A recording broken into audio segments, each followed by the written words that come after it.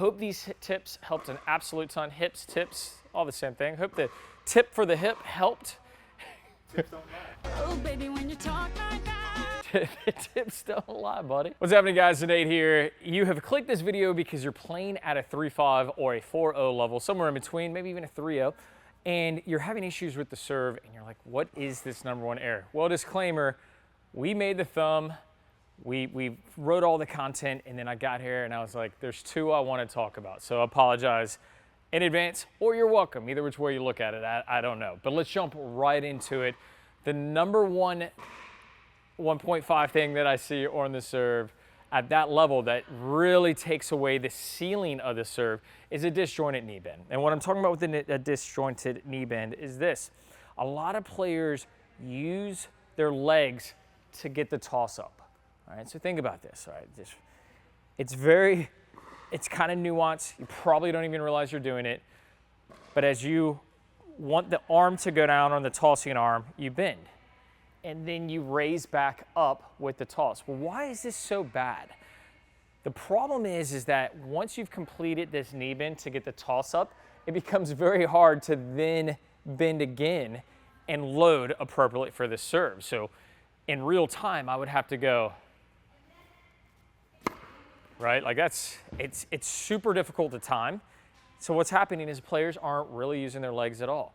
They use the bend, they toss up, and then from here, they're kind of standing on their toes in order to get up to the ball, right? This is causing a huge serve killer, right? A big killer when it comes to power. So let's fix it. What should the rhythm be?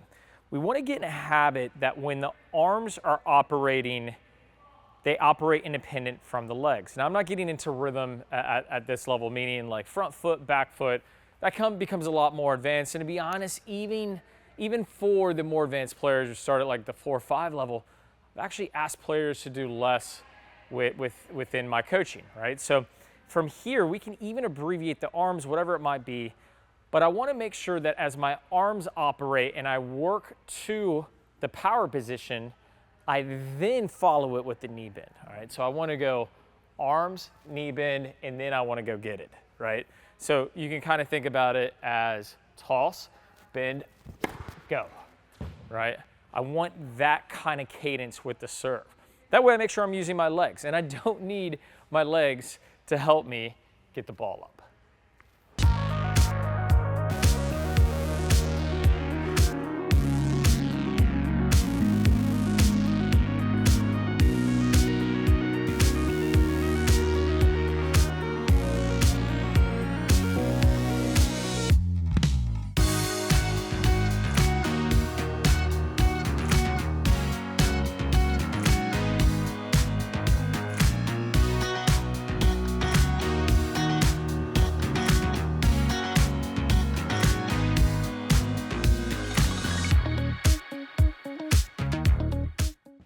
The second thing I see tied with the disjointed knee bend the most between that 3.5, 4.0 level on the serve is not using the back hip enough. And so what I see quite commonly is that when they go down together and up together, and then from here, the hip internally rotates and the arm ends up on the right side of the body, right? So oftentimes it looks like that, right? And the problem is that I'm locked out.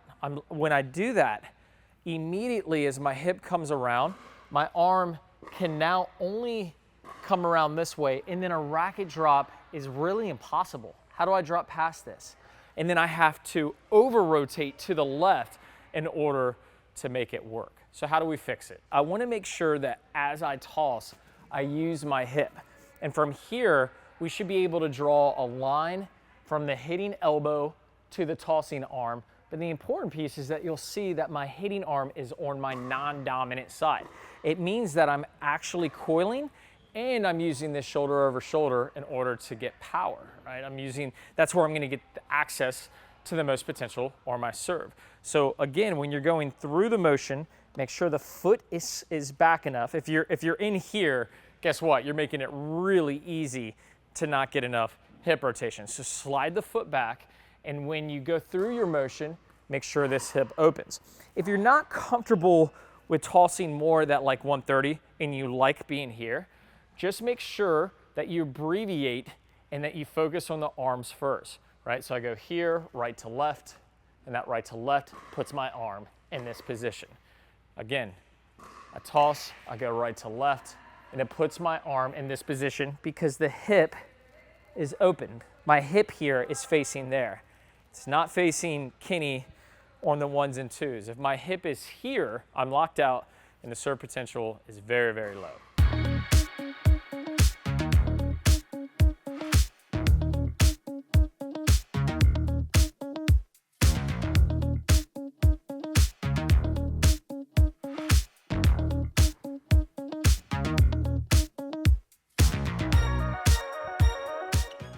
All right, that's it. Those are the two big killers, the disjointed knee bend and then not coiling with the hip to get the hitting arm on the non-dominant side. So remember, if you're suffering from either of these two things, the disjointed knee bend, make sure the arms operate first and then you bend. Don't use the knee bend to help the toss.